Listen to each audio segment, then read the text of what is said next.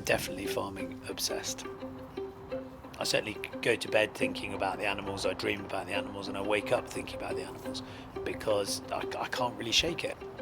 I grew up next to a dairy farm, and from a very young age I would be found watching the animals, and from about 6 I was buying and selling pigs, sheep and cattle. Come on! Come on! Come on! Come on in! I think there's no greater privilege than to farm, really, but most of all I like seeing the progress that we're making on our farms with the animals and their genetics and their performance and how the land is changing and improving. So Jamie's Farm's been going since 2009. We've now worked with nearly 20,000 children. What do I do now? We have 10 to 12 challenged young people who are struggling to thrive back at home and at school. And during the week with us, they roll up their sleeves, get involved in everything that is happening on the farm and have real purpose. First day I was, I can't live without my phone. There you go, you got it. Well done.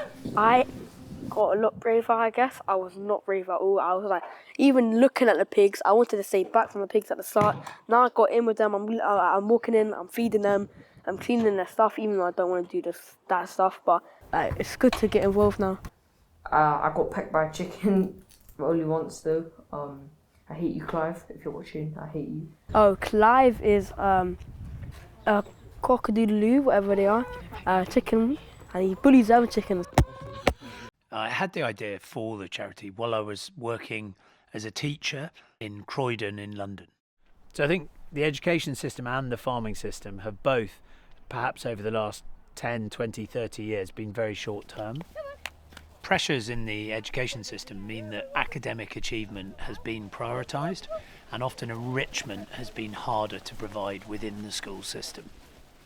In farming, it's been about short-term yield, but not thinking long-term about the soil and about the habitats. So we kind of feel that the two collide quite interestingly at Jamie's Farm, in that we're thinking very long-term about farming and we're thinking very long-term about young people and their futures. 1, 2, 3, 3. If you see us around school, we all look so mad, we look so annoyed, we look like we're literally going to either cry or murder someone. I'm scared. And like on the farm, we've all just looked so happy, or like we're either really, really tired, which is fine, or we're doing stuff and we're like really happy, like we're productive. You did it, well done. It's so nice.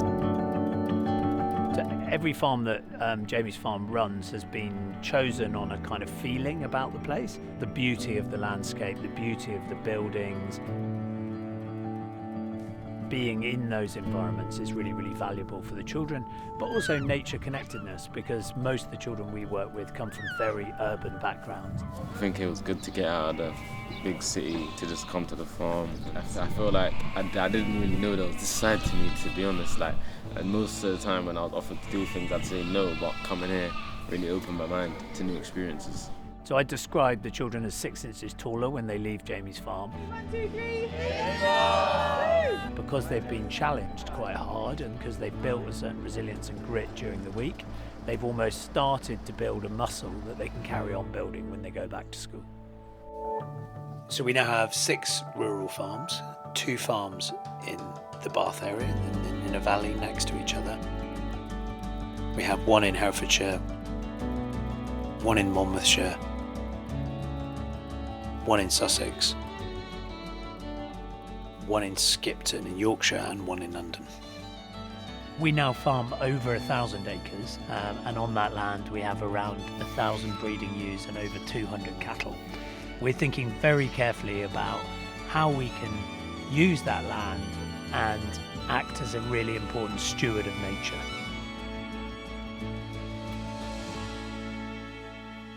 When we started farming, in the early days we would buy fertiliser, we would buy sprays, we would buy quite a lot of antibiotics. Now we've changed that and we're building a system that ultimately will be better for the landscape, better for profitability and better for the children that visit the farms. Across the farms we've now planted more than 15 kilometres of hedgerows. These act as nature corridors where pollinators and other wildlife can thrive. They slow down flooding. It's also really exciting to be using ancient maps and restoring those old field boundaries. Here in the Box Valley, we now farm 3.5 kilometres of the Bybrook River. Along that river, we've been gradually fencing it off, creating a riparian strip, which is a buffer for nature, protecting the river banks from cattle and sheep and protecting it from runoff, and creating a strip that is alive with nature. At our Skipton farm, we've created an amazing wetland that has involved opening up culverts, creating a very large natural pond, creating leaky dams, slowing down and cleaning the water that eventually ends up in the River Ribble. This is a great system, though, isn't it? Oh, yeah. It's really exciting. A few years ago, we discovered that it was possible, particularly with our Aberdeen Angus suckler cows, to keep them out during the winter through unrolling or spreading bales of hay or silage in small cells. They're in each cell for one day. It fertilises and enriches the land as the cattle move around the field. You want the impact on the land to be minimal but intensive, so the smaller the enclosure allows for that process to be really intensified for just one day. Because I was quite old school, I didn't really know what to expect, so I've learnt myself along the way. Back 15 years ago, we used to house cattle. When I say house them, they were in sheds. Yeah, like I say, bedding, feeding, mucking out. Yeah, it's just, and it's endless, and it's like machinery, so not great for the environment. But over, definitely the last sort of 5-6 years, so we're doing a lot of bale grazing, mob grazing. The costs are a lot lower.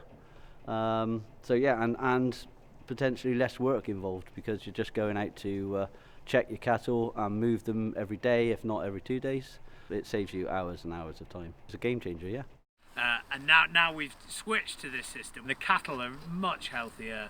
We're so proud of how they look, and these guys are really tough, can cope with anything through the winter, produce real quality calves, lots of beef, and we're selling their offspring that are bulls to other farmers to breed from.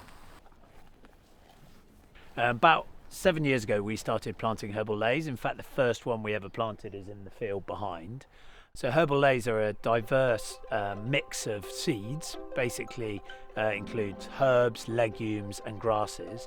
In particular, chicory is very deep rooted, mines minerals that can then comes through in the tissue of the leaf for the livestock. And if managed well, we found that these leys can be fantastic for pollinators, that they can be fantastic for the livestock and their health and growth and performance, and that they can be really good for flooding because there's a lot more root in the ground, and great for sequestering carbon. I recently met someone who lives in a house below some land that we've just taken on, and he said how he hadn't flooded this year and he couldn't work out why. And I explained that we now farmed the fields behind him and that we planted a herbal ley back in the spring. And he said it was amazing how he was about to have to spend £10,000 on flood defences, but because of the change in the farming practices to a herbal ley, he was no longer flooding. So a lot of our land was very much overgrazed, held up really badly when it rained. We used to go around eating all of the grass from the farm, across the farm through the winter, leaving very little for the spring, and we were having to feed the livestock. Now that we've planted herbal leys in these fields, you can see that the soil doesn't wash away. We're really excited to see our soils coming to life. As part of our regenerative transition plan, we're getting expert advice to really understand the biology of those soils and therefore increase the productivity of all of our grassland. It all starts in the soil. If we've got a healthy and functioning soil, that means we've got really healthy pastures and crops. And then we have animals eating that pasture, or we've got people eating those crops. And so again, it ripples out to the health of people and the health of communities. I am taking a lot of baseline assessments and measures of what is the soil health currently.